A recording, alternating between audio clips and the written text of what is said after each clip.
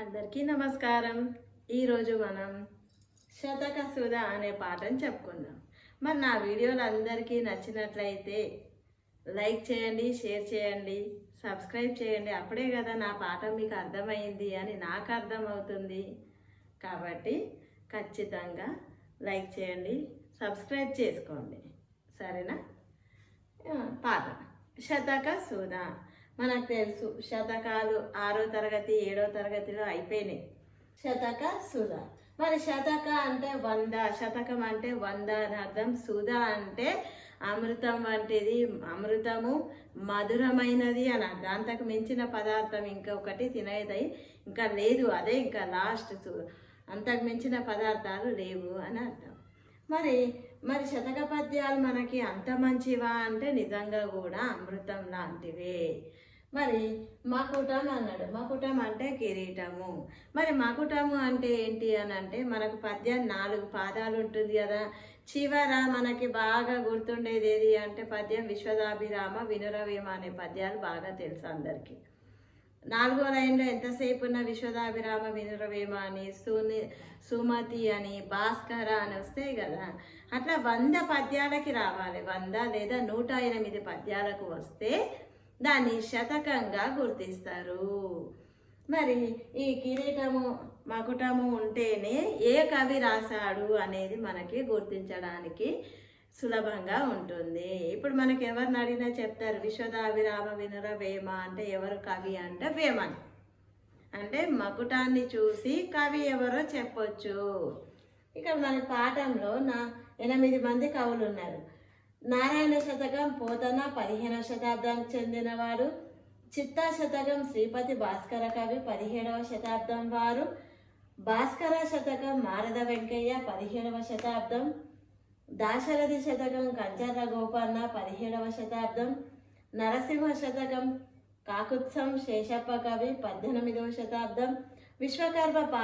విశ్వకర్మ శతకం పండిత రామనరసింహ కవి 1885 1963. శ్రీ వెంకటేశ్వర శతకం ఆసూరి మరగట్టి పురుషోత్తమాచార్యులు 1936 నుండి 2011 వరకు. శ్రీ బాకవరాంజనేయ శతకం వెంకట్రావు పంతులు 1937 నుండి 1994 వరకు. ఈ వీళ్ళు శతక కవులు. వీళ్ళ గురించి పాఠంలో పూర్తిగా ఉంది. ఎందుకంటే 8 పద్యాలు వీడియో లెంత్ ఎక్కువ అవుతుందని నేను పూర్తిగా చెప్పట్లేదు. మరి పాఠం యొక్క ఉద్దేశం ఏంటి అంటే అసలు ఈ పాఠం మనకు పెట్టడం ఏంటి అంటే చిన్నప్పటి నుండే విద్యార్థి వయసులో నుండే మనిషికి కొన్ని నైతిక విలువలు ఉంటాయి. నైతిక విలువలు అనగా మోరల్ వాల్యూస్. ఈ మోరల్ వాల్యూస్ లేకపోతే ఇష్టానికి జీవించేస్తా అంటే కుదరదు కదా. మనం సమాజంలో ఉన్నాం కదా. సమాజంలో ఉన్నప్పుడు మనకు కొన్ని నైతిక విలువలు తప్పనిసరిగా ఉండాలి. అంటే ఎవరితో ఎలా ఉండాలి, ఎలా మాట్లాడాలి, మనకి కష్టం వచ్చినప్పుడు వాటిని ఎలా ఎదుర్కోవాలి, మనకన్నా పెద్దవారి దగ్గర పనిచేసేటప్పుడు ఎంత గౌరవంగా మర్యాదతో ప్రవర్తించాలి, మనకి బాగా డబ్బులు ఎక్కువైనప్పుడు ఎలా ప్రవర్తించాలి. నాకు బాగా డబ్బు ఉంది నేను ఎట్లా అయినా చేయొచ్చు అంటే కుదరదు. నీకు డబ్బు ఎక్కువ ఉన్నా కూడా నీకు కొన్ని హద్దులు ఉంటాయి. ఎలా ప్రవర్తించాలి, ఆ డబ్బును పోకుండా ప్రవర్తించాలి. ఇష్టానికి చేస్తే ఎవడో ఏదో చేస్తే ఉన్నది పోతుంది. కాబట్టి జీవితంలో ఎదురయ్యే ప్రతి సమస్యకి శతక పద్యాలలో పరిష్కారం దొరుకుతుంది. కాబట్టి శతక పద్యాలు మనకు సుధ వంటివి, అమృతం వంటివి అని చెప్తున్నాడు. ఉద్దేశం ఓరల్గా నైతిక విలువలని పెంపొందించుకోవడమే. దానివల్ల మనం ఎంత పెద్దవాళ్ళు అయితే కొద్దీ జీవితం మనకి నేర్పిస్తుంది ఎలా ఉండాలో అని. ప్రవేశిక. విశిష్టమైన సాహిత్య ప్రక్రియలో శతకం ఒకటి. మేలిముత్యాల లాంటి శతక పద్యాల నుండి కొన్నింటిని ఈ పాఠం ద్వారా చదువుకుందాం. నైతిక విలువలను పెంపొందించుకుందాం. పాఠం ఉద్దేశమైన ప్రవేశిక అయినా నైతిక విలువలను గురించి పెంచుకోవడమే పెంపొందించడం అంటే. మొదటి పద్యం చూడండి. సతతాచారము సునృతంబు కృపయున్ సత్యంబునన్ శీలమున్ నతి శాంతత్వము చిత్తశుద్ధికరమున్నధ్యాత్మయున్ ధ్యానమున్ ధృతియున్ ధర్మము సర్వజీవహితం దూరంబుగాకుండ సమ్మతి కింజేరువ మీ నివాస సుఖమున్ మానాథ నారాయణ. ఈ శతకం ఎవరు అని అంటే శతకమేమో నారాయణ శతకము, రాసిన కవి పమ్మెర పోతన. మొదటి పద్యం భావం.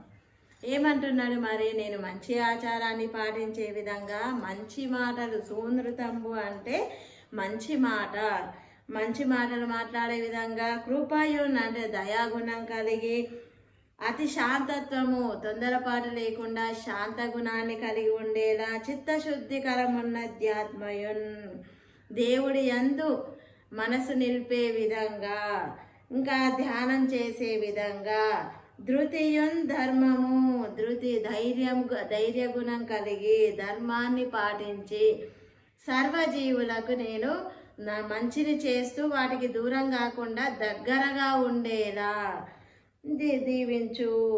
నేను ఇవన్నింటినీ చేస్తూ నీ సన్నిధిలో నీకు దగ్గరలో ఉంటూ సుఖంగా జీవించేలా నన్ను ఆశీర్వదించు నారాయణుడా అని ఆ వెంకటేశ్వర స్వామికి మొక్కుతున్నాడు. మనమైతేనేమో మన సొంత మొక్కులు మొక్కుకుంటాం, కానీ నేను ఈ విధంగా ఉండాలి, ధైర్యాన్ని కలిగి ఉండాలి, అందరికీ మంచిని చేయాలి, దానగుణం, ధర్మగుణం, సత్యంగా ఉండడం, ఇలాంటి లక్షణాలు నాలో కలిగేలా చూడు స్వామి అని వేడుకుంటున్నాడు. రెండవ పద్యం చూడండి. బీదల కన్న వస్త్రములు పేర్మినో సంగుము తుచ్చ సౌఖ్య సంపాదనకై అబద్ధముల వల్కకు వాదములాడబోకు మర్యాదనతిక్రమింపకు పరస్పర మైత్రి మెలంగు మిట్టి వేదములంచెరుంగుము వివేకధనం విధి నమ్ము చిత్తమా. మళ్ళీ ఒకసారి. బీదల కన్న వస్త్రములు పేర్మినో సంగుము తుచ్చ సౌఖ్య సంపాదనకై అబద్ధముల వల్కకు వాదములాడబోకు మర్యాదనతిక్రమింపకు పరస్పర మైత్రి మెలంగు మిట్టి వేదములంచెరుంగుము వివేకధనం విధి నమ్ము చిత్తమా. ఇదెవరు మరి కవి అని అంటే శ్రీపతి భాస్కర కవి. శతకము చిత్త శతకం. సరే చూడండి ఏమంటున్నాడు అంటే, బీదల కన్న వస్త్రములు పేర్మి నొసంగుము అంటే ఒసంగు అంటే ఇవ్వడం, పేర్మి అంటే ప్రేమతో. మరి పేదవాళ్ళకి అన్నము, వస్త్రములు అంటే బట్టలు, ఇక్కడ కన్న అంటే అన్నము, బట్టలు, వస్త్రాలు, ఆహారము, ఈ రెండింటిని ప్రేమతో నీవు ఇవ్వు అని చెప్తున్నాడు. ఇంకా తుచ్చ సౌఖ్య సంపాదనకై అబద్ధముల బల్కకు, తుచ్చ అంటే నీచమైన సంపాదన కోసము అబద్ధాలు మాట్లాడకు. అంటే అబద్ధాలు మాట్లాడి సంపాదించే వాళ్ళు కూడా ఉన్నారు. మనం చెప్పాలి అంటే బ్రోకర్లు అంటారు కదా, మీడియేటరు, బ్రోకర్లు అని. వాళ్ళు ఇక్కడ అక్కడ అక్కడిది ఇక్కడ ఉన్నది లేనిది చెప్పి ఏదో ఒకటి చేసేసి అబద్ధాలన్నీ ఆడి వీళ్ళ కమిషన్ తీసుకుంటారు చూడు, వాళ్ళని అని అర్థం. మరి వాళ్ళైతే తుచ్చ సౌఖ్య సంపాదనకై అబద్ధాలు ఆడకు అంటే సుఖంగా ఉండడం కోసము నీచంగా అబద్ధాలాడి ధనాన్ని సంపాదించకు. ధనం ఎలా సంపాదించాలి అంటే నిజాయితీగా న్యాయంగా సంపాదించు అని చెప్తున్నారు. వాదములాడబోకు, ఎవరు ఎదురైతే వాళ్ళతో కొట్లాటకి వెళ్ళకు అని చెప్తున్నారు. మర్యాదను అతిక్రమింపకు. మర్యాద అంటే పెద్దల పట్ల గౌరవము, తల్లిదండ్రుల పట్ల ప్రేమ, మన స్నేహితుల పట్ల స్నేహము, ఏదైనా సరే ఎంతలో ఉండాలో అంతవరకే ఉండు, హద్దులు మీరకు అంటే లిమిట్స్ క్రాస్ చేయకు అని దాని అర్థం. అంటే ఎవరికి ఎంత మర్యాద ఇవ్వాలో అంతే ఇవ్వు, కానీ అది దాటి ఎక్కువగా వెళ్ళకు. పరస్పర మైత్రి మెలంగు, మెలగడము అంటే ఉండడము, ఒకరితో ఒకరికి స్నేహభావంగా ఉండు అని అర్థం. మిట్టివ వేదములంచెరుంగము, ఇవి 4 వేదాలతో సమానము. నువ్వు చేసే ఈ పనులు 4 వేదాలని చదివితే నీకు ఎంత పుణ్యం కలుగుతుందో, ఆ వేదాలలో ఉన్న విషయాలు కూడా ఇవే అని చెప్తున్నాడు. వివేకధనం విధి నమ్ము చిత్తమా. చిత్తమా అంటే ఓ మనసా. మరి ఇది వివేకవంతులకి ఇదే ధనము, అంటే తెలివైన వాళ్ళకి ఇదే ధనము అని చెప్తున్నాడు. భావం ఏంది? పేదవాళ్ళకి అన్నము వస్త్రాలు ఇవ్వు, అబద్ధాలాడి ధనాన్ని సంపాదించకు, ప్రతి ఒక్కరితో స్నేహంగా ఉండు, ఎవరితో వాదానికి వెళ్ళకు అని చెప్తున్నాడు. చదువది ఎంత కలిగిన రసజ్ఞత ఇంచుక చాలకున్న, నా చదువు నిరర్ధకంబు గుణ సంయుతులెవ్వరు మెచ్చరెచ్చటన్, బదులుగా మంచి కూర నలపాకము చేసిన నైన నందు, నింపొదబడు నుప్పు లేక రుచి పుట్టగా నేర్చునటయ్య భాస్కరా. చదువది ఎంత కలిగిన రసజ్ఞత ఇంచుక చాలకున్న, నా చదువు నిరర్ధకంబు గుణ సంయుతులెవ్వరు మెచ్చరెచ్చటన్, బదునుగా మంచి కూర నలపాకము చేసిన నైన నందు, నింపొదవడు నుప్పు లేక రుచి పుట్టగా నేర్చునటయ్య భాస్కరా. మరి ఈ శతకాన్ని రాసింది ఎవరు అని అంటే మారద వెంకయ్య గారు. మరి ఇక్కడ ఏం చెప్తున్నాడు? చదువది ఎంత కలిగిన రసజ్ఞత ఇంచుక చాలకున్నా, ఇంచుక అంటే కొంచెమైనా, చదువది అంటే చదువు ఎంత కలిగినా, నువ్వు చదువు అనేది డిగ్రీ పీజీలు ఎన్ని డిగ్రీలు చదివినా చదివిన చదువుకి రసజ్ఞత అంటే సారం. మరి దాంట్లో నుండి నువ్వు సారాన్ని గ్రహించలేకపోతే, అర్థాన్ని గ్రహించలేకపోతే నువ్వు ఎన్ని చదువులు చదివినా వ్యర్థమే. మరి నా చదువు నిరర్ధకంబు అంటే ఉపయోగము లేనిది, ప్రయోజనము లేనిది. గుణ సంయుతులు ఎవరు మెచ్చరెచ్చటన్, గుణ సంయుతులు అంటే పండితులు మంచివారు ఎవరు నిన్ను మెచ్చుకోరు. నీ పేరు పక్కన 10 డిగ్రీలు చదివి పిహెచ్డి అని అన్నీ పెట్టుకొని నువ్వు దానితో నలుగురికి ఉపయోగపడే పనిని చేయాలి నీ చదువుతో. కానీ బాగా చదువుకొని పనికి మాలిన పనులు, వేరే వేరే మన పనులు, దొంగతనాలు, చంపడాలు అట్లాంటివి చేస్తే నీకు ఎన్ని చదువులున్నా నిన్నెవరు మెచ్చుకోరు అని అర్థం. ఇంకా ఏమంటున్నారు? మంచి కూర నలపాకము చేసిన నైనందు, నింపొదవడు నొప్పు లేక రుచి పుట్టగా నేర్చునటయ్యా. నువ్వు ఎంత మంచి కూర, నలపాకము అంటే నలుడు భీముడు వంటలు పాకము అంటే వంట. మరి నలుడి వంట అంటే ఇంకా దానికి మించిన వంట ఏముండదు, అంత బాగా చేస్తాడు. అంటే నలుడు చేసినటువంటి వంటలో కూడా అటువంటి వంట నువ్వు చేసినా కూడా, అంటే ఎన్ని పదార్థాలు వేసి ఎన్ని రకాలుగా వేసి చేసినా కూడా అందులో నువ్వేముండాలి? కొంచెము నింపొదవడు అంటే పొదవడు కింద ఒక సారెడు కొంచెము ఉప్పు వేయకపోతే ఆ కూరకి రుచి ఉండదు. నూనె, పప్పు, కారం అన్నీ వేస్తావు, కానీ ఉప్పు లేకపోతే ఆ కూరకి రుచి అనేది పుట్టదు.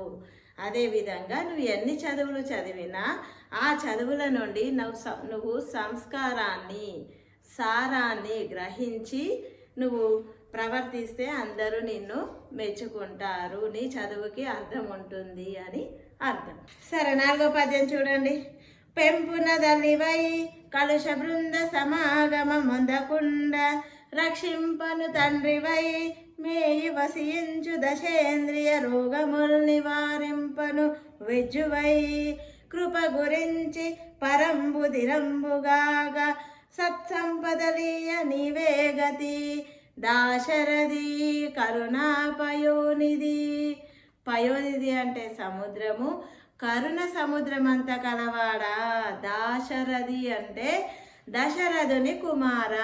దశరథుని కుమారుడు ఎవరు? రాముడు. రాముడు ఎలాంటి వాడు అని అంటే దయ అనేది సముద్రం అంతా కలిగిన వాడు, అంటే గొప్ప దయాగుణం కలవాడు అని అర్థం. మరి చెప్తున్నాడు ఇక్కడ ఏమని?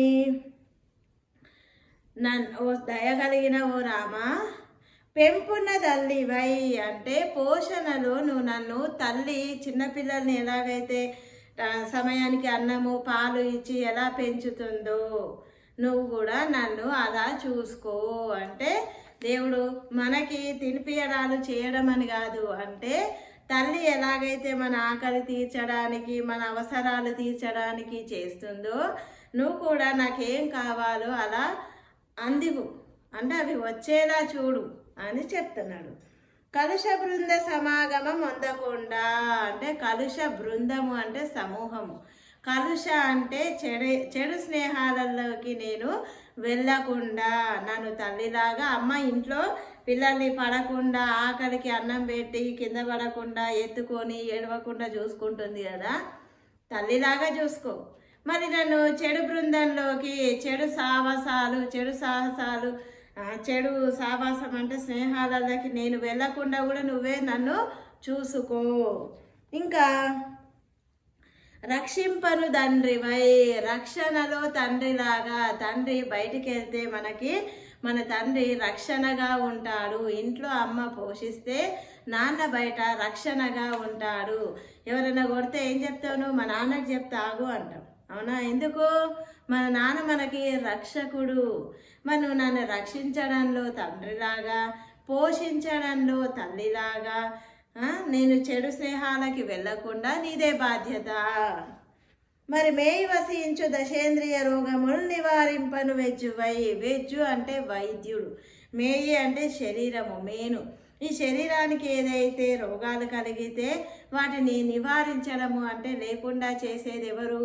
మనకేం జరిగినా ఎక్కడికి వెళ్తాం? వైద్యుడి దగ్గరికి వెళ్తాం, డాక్టర్ దగ్గరికి వెళ్తాం. ఎందుకు? మందులు ఇస్తే వేసుకుంటే ఈ రోగం అనేది తగ్గిపోతుంది అని. అంటే శరీరానికి వైద్యుడు మందులనిచ్చి రోగాలను ఏ విధంగా నయం చేస్తాడో నువ్వు కూడా నన్ను నువ్వు అలా చూసుకో. ఒక వైద్యుడిలాగా నన్ను కాపాడు. సత్సంపదలీయ నీవే గతి, మంచి సంపదలను కూడా నీవే ప్రసాదించు. సంపద రెండు రకాలు, చెడు సంపద, మంచి సంపద. అంటే న్యాయం ధర్మంగా సంపాదిస్తే అది సత్సంపద. అధర్మంగా అన్యాయంగా ఒకరిని ముంచి వాడిది తెచ్చుకొని వాడి పొలం ఇల్లు మనం తెచ్చుకొని ధనవంతులమైతే అది సత్సంపద అనబడదు. కాబట్టి నాకు నువ్వు సంపదనివ్వు, కానీ ఎలాంటి సంపద? మంచి సంపదని పొందేలా నువ్వే కాపాడు. ఓ రామా, నన్ను అమ్మలాగా చూడు, నాన్నలాగా రక్షించు, వైద్యుడిలాగా కాపాడు. చెడు స్నేహాలకి వెళ్ళకుండా కూడా చూసే బాధ్యత నీదే. నువ్వు దయగలిగిన వాడివి రామా, నువ్వే నన్ను కాపాడు అని చెప్తున్నాడు. 5వ పద్యం చూడండి. ఇది చాలా చాలా ప్రతి ఒక్కరం మనందరం ఎప్పుడు గుర్తుంచుకునేది. చూడండి. తల్లి గర్భము నుండి ధనము తేడెవ్వడు, వెళ్ళిపోయేడినాడు వెంట రాదు. లక్షాధికారైన లవణమన్నమే గాని మెరుగు బంగారంబు మింగబోడు.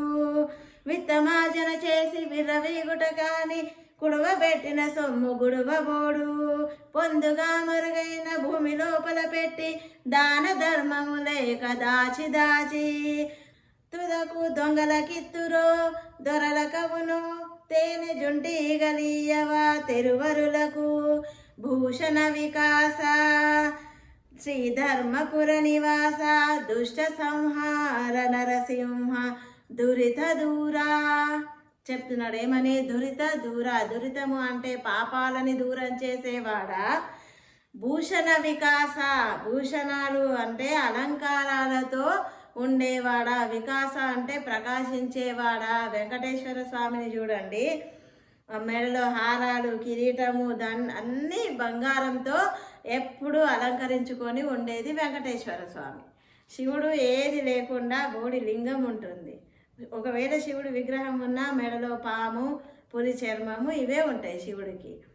అందుకే వెంకటేశ్వర స్వామిని అలంకార ప్రియుడు అని అన్ని అలంకారాలు చేసుకొని ప్రకాశించేవాడా. ఇంకా శ్రీ ధర్మపుర నివాస, ధర్మపురిలో నివసించేవాడా. దుష్ట సంహార, దుష్టులు చెడ్డవాళ్ళని సంహరించేవాడా అంటే చంపేవాడా. ఓ నరసింహస్వామి. మరి నరసింహస్వామి కూడా వెంకటేశ్వర స్వామి దశ అవతారాలలో నరసింహ అవతారం కూడా ఒకటి. మరి నరసింహ అవతారంలో ధర్మపురిలో నివసించే ఓ నరసింహస్వామి పాపాలని పోగొట్టేవాడా. మరి చెప్తున్నాడు ఇక.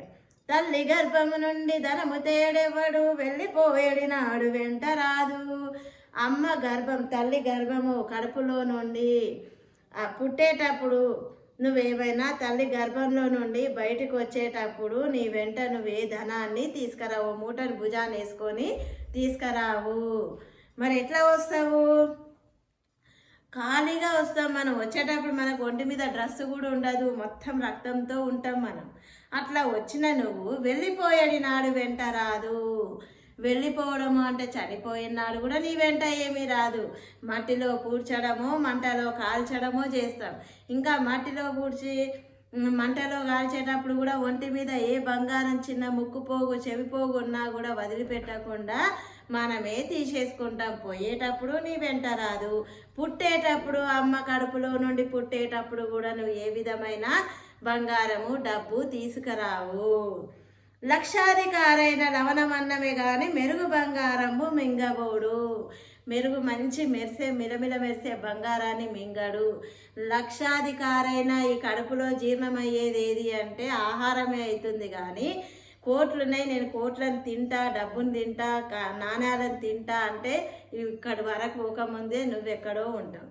కాబట్టి ఎన్ని లక్షలకి అధిపతి అయినా కోట్లకి అధిపతి అయినా అన్నమే తింటారు, కానీ అన్నము ఉప్పు అన్నమే తింటారు, కానీ బంగారాన్ని మింగబోరు. విత్తమార్జన చేసి విర్రవీగుట కానీ కూడబెట్టిన సొమ్ము గుడువబోవు. విత్తము అంటే ధనము, ఆర్జన అంటే సంపాదించడం. నువ్వు ధనాన్ని ఎంత సంపాదించినా అని విర్రవీగడము అంటే అహంకారంతో నా దగ్గర 10 కోట్లున్నాయి 20 కోట్లున్నాయి అని నువ్వు ఎంత గొప్పగా చెప్పుకున్నా చివరికి కూడబెట్టిన సొమ్ము గుడువ అంటే తీసుకపోలేవు. నువ్వు 100 కోట్లు సంపాదించినా అవి భూమి మీద ఉంటాయి, నువ్వు మాత్రం పైకి వెళ్ళిపోతావు. పొందుగా మరుగైన భూమి లోపల పెట్టి దాన ధర్మము లేక దాచి పొందుగా భూమి మీద ఎక్కడో మనకు లాకర్ ఉంటుంది, రూఫ్లో పెడతాము, బాత్రూంలో ఇంకేడో సినిమాలో చూస్తాం కదా. పొందుగా ఎవరికి కనిపించకుండా ఎక్కడెక్కడో దాచి పెడతావు. ఎవరికన్నా దానం కూడా చేయవు, దాన ధర్మాలు చేయకుండా దాచి పెడతావు. చివరికి ఏమవుతుంది? అది తుదకు దొంగలకి ఇత్తురో దొరలకు అవును. దొంగలు ఎవడన్నా చూసన్నా నువ్వు ఉన్నా లేకపోయినా ఉంటే వేసేసి నిన్ను చంపేసి వేసుకపోతాడు దొంగ. మరి దొరలు అని అంటే ప్రభుత్వము వాళ్ళు అంటే ఇప్పుడు ఐటీ రైట్స్ జరిగినప్పుడు చూడండి, లక్షల కోట్లు బంగారము బినామీలు ఎవడి మీదనో పెట్టిన ఆస్తి పత్రాలు అన్నీ ఇట్లా ఉంటాయి. అది ప్రభుత్వము. దొరలు అంటే ప్రభుత్వం వాళ్ళకి పోతే ప్రభుత్వానికి గవర్నమెంట్ కన్నా వెళ్ళిపోతుంది, లేదంటే దొంగల కన్నా పోతుంది. నువ్వు ఎవరికి దానం చేయకుండా లోపల ఆడిన దాచి పెడితే చివరికి ఎవడో ఒకడు వేసుకపోతాడు అని చెప్తుంది. తుదకు తేనె జుంటీగలియ్యవా తెరువరులకు. తెరువరులు అంటే బాటసారులు. మరి తేనెటీగలు మంచిగా తేనెను పెట్టిన తర్వాత మనము జుంటి తేనె మంచి తేనెను పెట్టినప్పుడు తేనెటీగలు ఎప్పుడు ఆ తేనెని తీసుకోవు. వాటిని స్థానం నుంచి వాటిని ఒక రాయో కర్రనో తీసుకొని వాటిని కొట్టి మరి ఈ రోడ్డు మీద ఎవడైతే పోతుంటామో మనము అట్లా వెళ్తుంటే ఇట్లా చెట్లకు చూస్తాము, పోయి చూసి దాటిని వెలగొట్టి పంపించి ఆ తేనె తెట్టను తీసుకొని మన ఇంటికి వచ్చి మనం తేనె తీసుకొని తినేస్తాం. అంటే అవి కూడా పెడితే మనం తింటున్నాం. కాబట్టి ఇట్లా దానాలు ధర్మాలు చేయకుండా బాగా దాచి ధనాన్ని పెడితే దొరలో దొంగలో తీసుకుపోతారు. కాబట్టి నీకు ఉండాల్సినంత ఉంచుకొని మిగతాది దాన ధర్మాలు చెయ్యి అని దీని అర్థం. వచ్చేటప్పుడు ఏమీ పోయేటప్పుడు ఏమీ తీసుకపోవు. పోని తిందామన్నా లోపల అరగవు, గొంతు కూడా దిగవు. ఎంత సంపాదించినా తినేది అన్నమే. భూమి మీద ఎక్కడ ఎవరికి గాని రాకుండా పెట్టి పెడితే డబ్బులు దాచిపెట్టినా కూడా అవి చివరికి దొంగలకో దొరలకో పోతాయి. తేనెటీగలు సంపాదిస్తే మనం తెచ్చుకున్నట్టే నీ సొమ్ము కూడా పోతుంది. కాబట్టి విర్రవీగకు, నువ్వు తినేది అన్నమే, నీ ధనాన్ని నీకు ఉంచుకొని మిగిలింది దాన ధర్మాలు చెయ్యి అని చెప్తున్నాడు. 6వ పద్యం.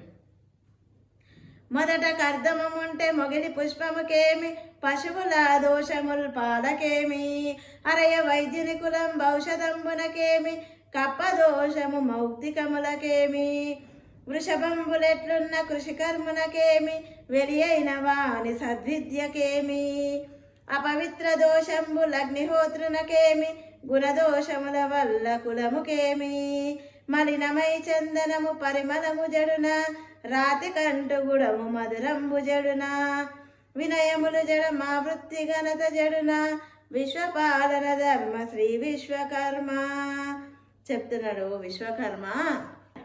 చూడండి, మొదటకు అర్థమం అంటే మొగిలి పుష్పమునకేమి పశువుల దోషములు పాలకేమి. మరి మొగిలి పువ్వు ఎక్కడుంటుంది అంటే బురదలో ఉంటుంది, దాని మొదలు బురదలో ఉంటుంది. అయినప్పటికీ మొగిలి పువ్వుల మొగిలి చెట్లని ఎవరైనా చూడండి, ఎక్కడో ఉంటే ఎక్కడికో వాసన వస్తుంది. ఆ సువాసన ఎంత బాగుంటుంది. మీద అడవిలో ఊరవతల చెరువుల దగ్గర అక్కడక్కడ చూడండి, కింద బురద ఉంటుంది, బురదలోనే పెరిగిన ఆ బురద బురదలో ఉంది కదా అని దానికి ఏం తప్పు, బురద అంటుకోదు, పువ్వు మాత్రం తెల్లగా ఉంటుంది, మంచి సువాసనని కూడా ఇస్తుంది.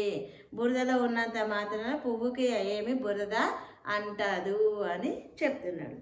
పశువుల దోషములు పాలకేమి, పశువులు చేసే తప్పు వల్ల పాలకి తప్పు అంటదు అని అంటే, ఆ పశువు మంచిగా యజమాని ఇచ్చిన గడ్డిలో తింటుందా, పక్కింటోడు గడ్డి మేస్తుందా, ఇంకొక దగ్గరికి వెళ్ళి మేస్తుందా, దాని తప్పు పాలకి పిండిన పాలకి అంటదు.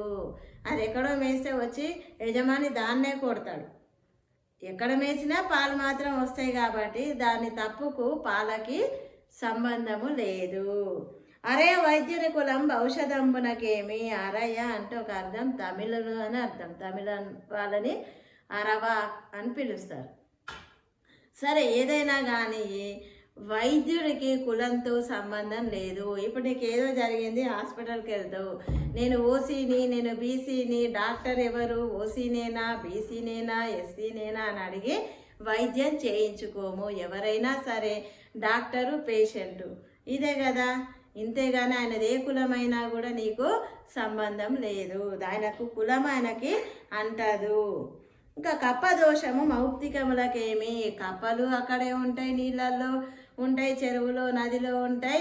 మౌక్తికము అంటే ముత్యాలు కూడా ఆల్చిప్ప అంటారు. ఆల్చిప్పలో ముత్యము అక్కడే ఉంటుంది.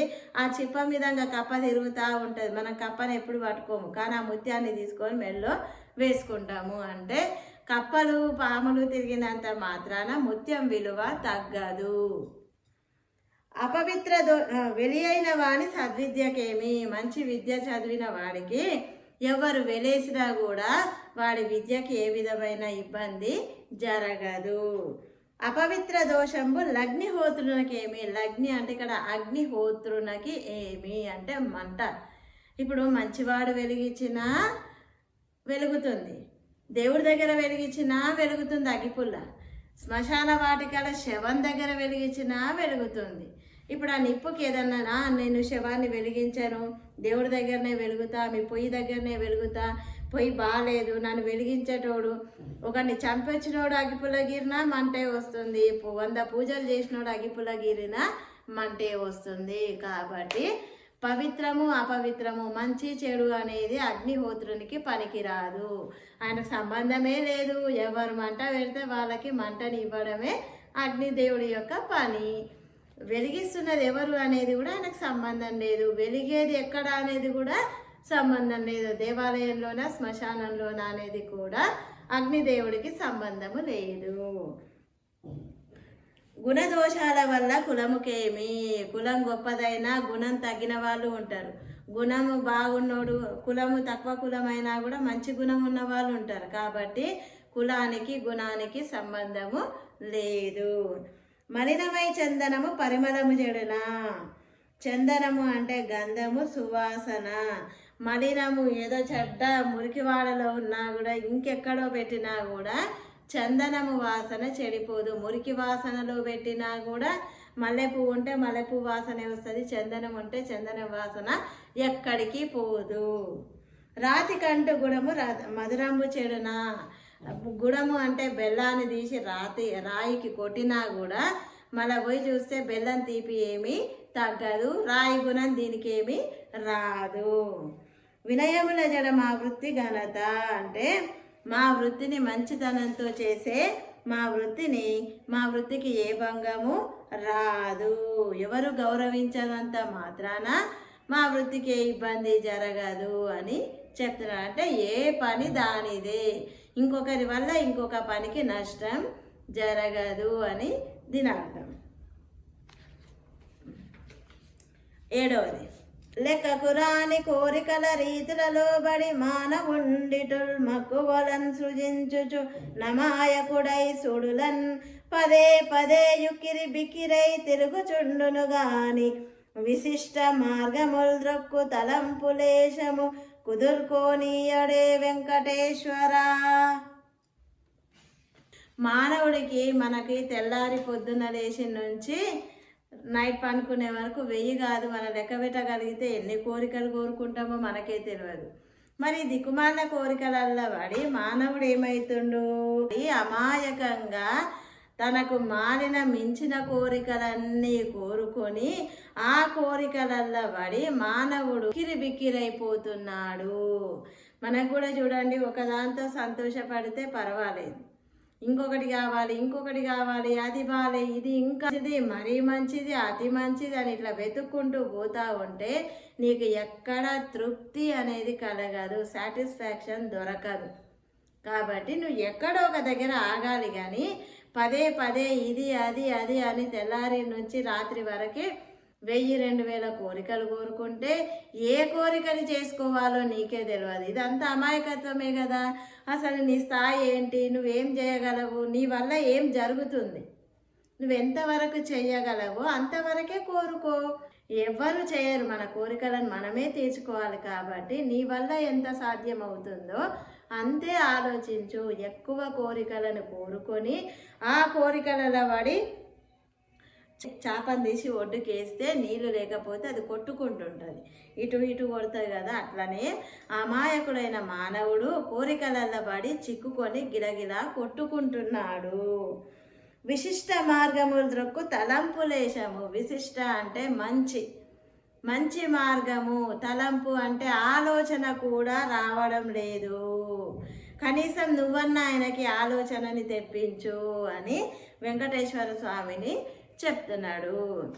ఈ కోరికలలో వాడి బందీ అయి కొట్టుకుంటున్నాడే కానీ మంచి ఆలోచన చేద్దాము అని అసలు ఆలోచనే రాకుండా ఉంది. కనీసం ఆలోచనని తెప్పించు అని చెప్తున్నాడు. కుదురుకోనియడము అని అంటే స్టేబుల్గా ఉండడము.